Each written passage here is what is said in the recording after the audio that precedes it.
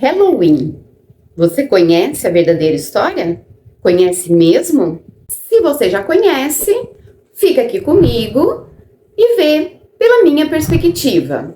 Se você não conhece, eu vou contar tudinho para vocês nos mínimos detalhes, desde a sua origem até o que a gente conhece hoje. Essa comemoração, ela passou por inúmeras variações. Coisas que ao tempo foram saindo, outras entrando.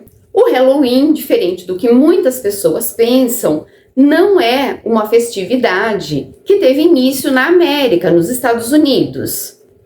Tudo isso começou na Irlanda, lá pelo século XVIII, com um festival chamado Samhain, que significa o Senhor da Morte.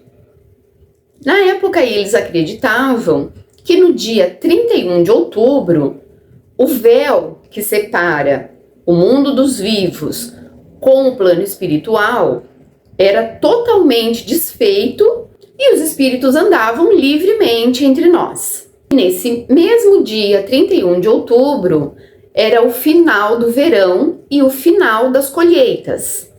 Como naquela época a meteorologia costumava funcionar, eles sabiam que iam ter um longo tempo de inverno, onde tudo ia ficar coberto por neve e eles precisariam hibernar feito ursos. Então, para comemorar, para agradecer, eles festejavam, mesmo com esse risco de não ter o véu. E eles também tinham na sua cultura o costume de pedir ajuda aos seus antepassados para que a colheita fosse boa.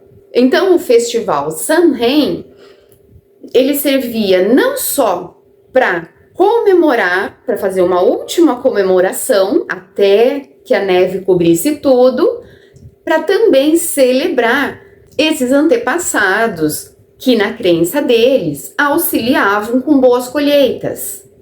E as fantasias eram usadas, obviamente muito diferente do que é hoje, mas para confundir os espíritos não tão bem intencionados que vagavam junto por causa do véu ter desaparecido. No cristianismo, isso desde a Idade Média, lá no século IV, no dia 1º de novembro era comemorado o All Hallows Eve, que significa o Dia de Todos os Santos. Já a brincadeira gostosuras ou travessuras teve origem na Europa. Era chamada de Samhain, que traduzindo assim grosseiramente, quer dizer algo como almejar, desejar. No início, era ofertado para as crianças frutas. Com o passar do tempo, passa-se a ofertar bolos, doces caseiros. A tendência do ser humano é essa, né? Quanto mais o tempo vai avançando, a gente vai buscando deixar as coisas mais práticas, até chegar no que é hoje, que são doces comercializados. Era também um período em que o nosso planeta estava sendo colonizado e existiam inúmeros povos nômades que estavam sempre viajando em busca de uma terra melhor, do lugar dos sonhos para fixarem morada. Com isso, os irlandeses imigram para a Europa e o Samhain se junta ao Samhain.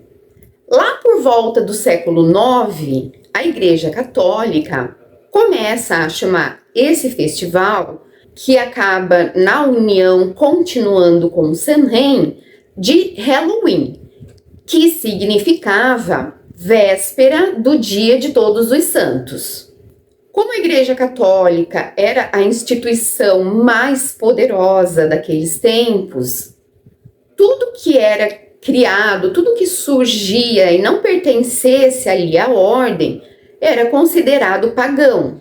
Então o nome Halloween, véspera do Dia de Todos os Santos, era uma forma de deixar aquela festa inferior, abaixo, na sombra da igreja.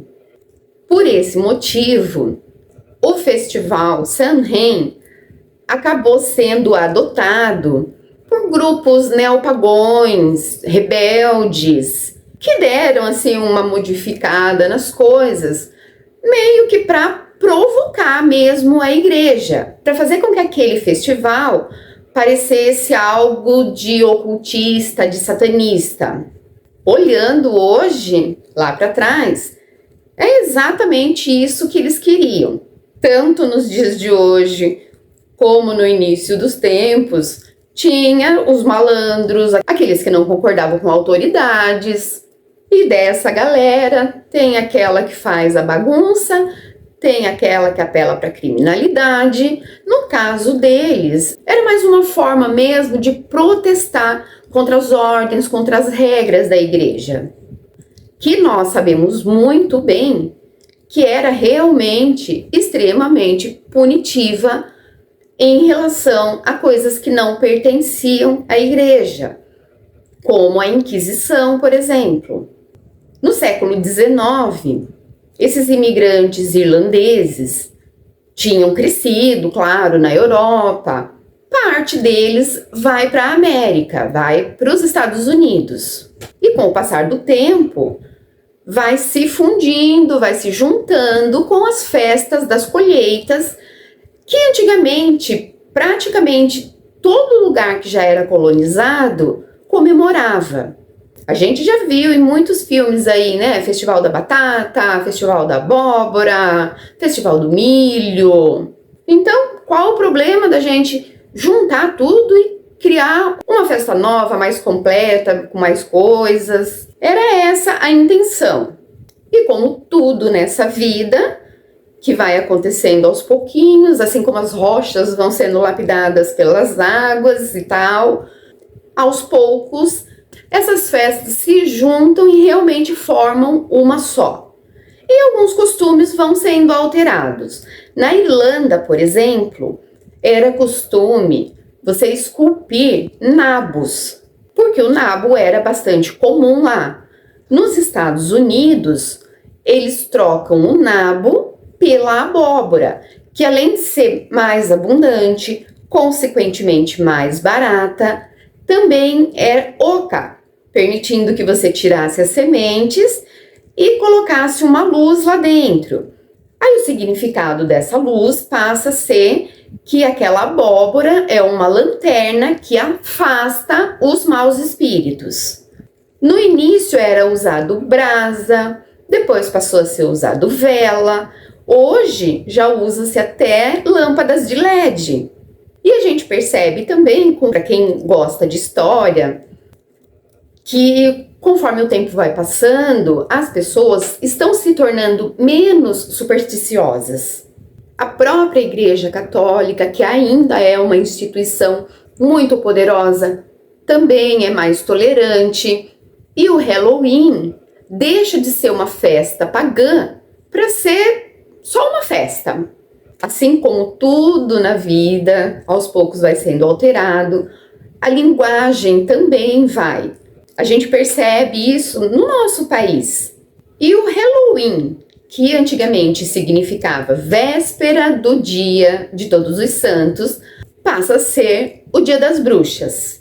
Não se tem registro de quem fez essa alteração, mas, na minha opinião, também foi uma forma de pessoas mais modernizadas, que também não concordavam com o excesso de controle da igreja, de dar uma rebelada aí. Mas, pelo menos, saíram da sombra da igreja, né? Agora, a gente se pergunta, como é que o Halloween chegou aqui no Brasil? Essa é fácil.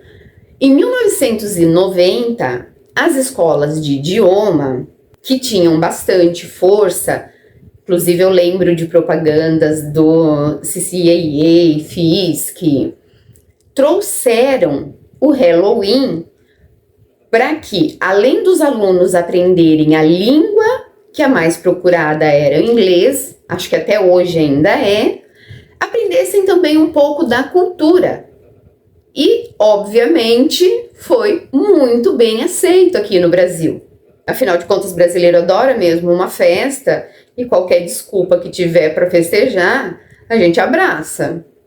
O que eu acho muito bacana, porque a criançada se diverte, cresce sem todos aqueles medos que colocavam na gente quando a nossa geração era criança, coisa também que aos poucos foi diminuindo, e hoje, maravilhosamente, as crianças não têm mais aqueles medos que a nossa geração tinha, porque a gente escutava muitas histórias, crendices, que assombraram a infância de muita gente. Nossa geração era de crianças mais ingênuas, mais influenciáveis, e essas histórias que a gente ouvia dos adultos, alguns falavam escondido e a gente fazia questão de ir lá xeretar, outros contavam pra gente mesmo. E muitas vezes, dependendo da história, entrava de uma certa forma na mente que acabava causando um belo estrago, como traumas, bloqueios que podem chegar até a prejudicar a vida adulta, impedir que aquela criança se torne um adulto mais bem-sucedido. Eu mesma, por conversas assim com a minha mãe, calculo que foi por volta dos meus 8 anos de idade. Tive uma fase em que eu tinha verdadeiro pavor de dormir. Eu lutava, brigava, tudo que eu pudesse fazer para me manter acordada, eu fazia.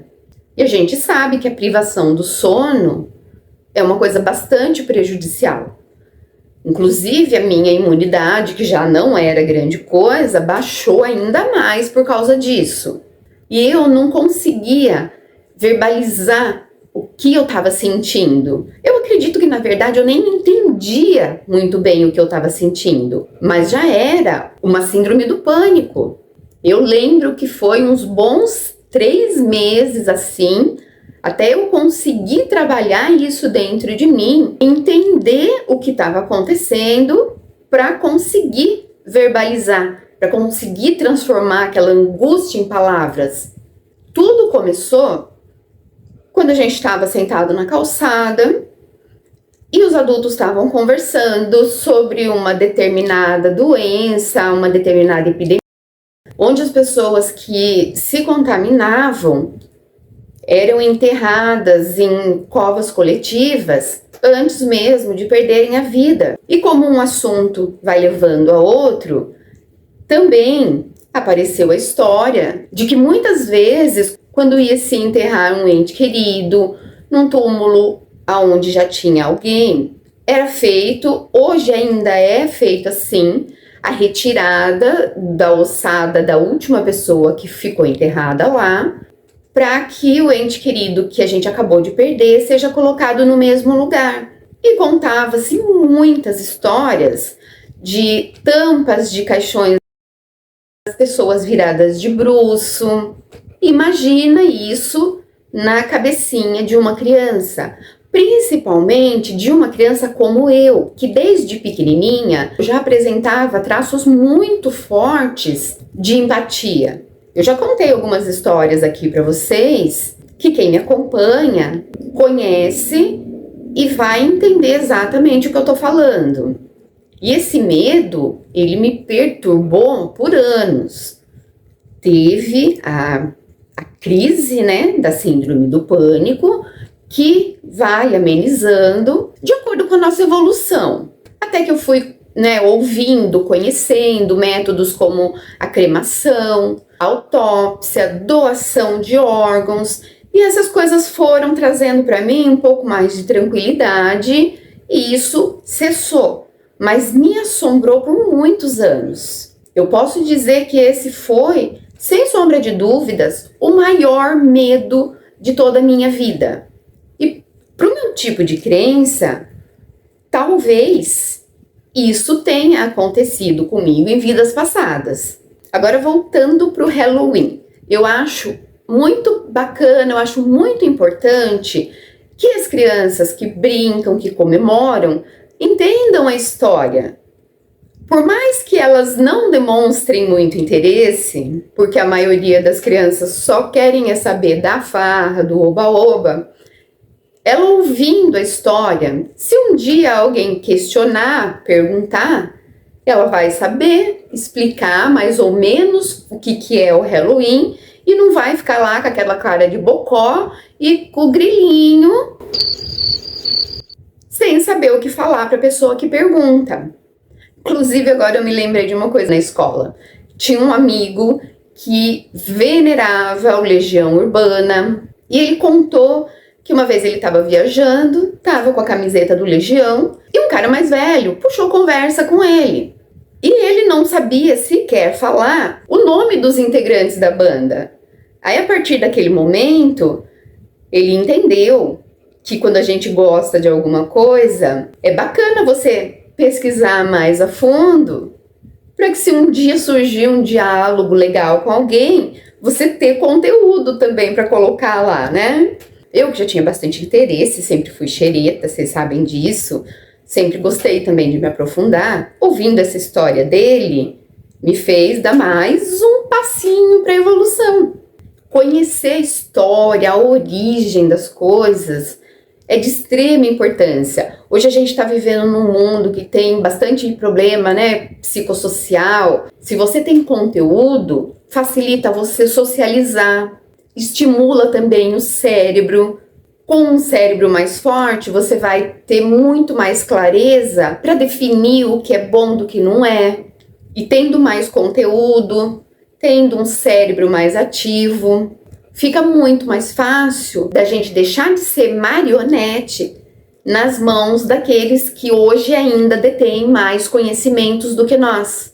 E quer saber? Eu ouso dizer que essas coisas podem, inclusive, acabar com o maior mal que se tem no mundo, que é a desigualdade social. É mais que óbvio que as classes mais pobres têm menos conhecimento. E isso, da gente ter mais interesse em conhecer coisas, em saber coisas, vai empoderando a gente. E pode sim acabar com essa desigualdade e com o maior sofrimento que se tem, que a maioria deles vem dessa desigualdade, onde entra a criminalidade, né, problemas psicológicos. Divaguei, né, pessoal? Como sempre. Mas pensa bem, se isso não faz mesmo sentido. Conhecimento leva ao estímulo do cérebro, leva a pessoas mais inteligentes, que passam a não permitir mais serem enganadas. E quem sabe aí não é o caminho pra gente ir mais longe. Bom, eu dei uma escapadinha do enredo, como é meio de praxe no meu caso, mas eu acho que no fim das contas são coisas que se encaixam, porque o Halloween que a gente conhece hoje vem de uma evolução histórica que é a maior loucura. É claro que eu procurei trazer de uma forma mais resumida para vocês, afinal de contas ninguém vai ficar decorando data e tal. Vocês já sabem que eu uso a minha colinha para essas coisas. Agora eu queria que vocês contassem para mim aqui nos comentários se vocês já conheciam a história, se o que vocês ouviram é diferente do que eu falei, se vocês gostaram, se vocês não gostaram, se tinha alguma coisa para eu incrementar. Essa interação é bastante legal, não só para o algoritmo, mas para mim também. E eu tô louca para ouvir o que vocês têm a dizer sobre isso e trocar uma ideia aí com vocês. Valeu, pessoal, por ficar comigo em mais um vídeo.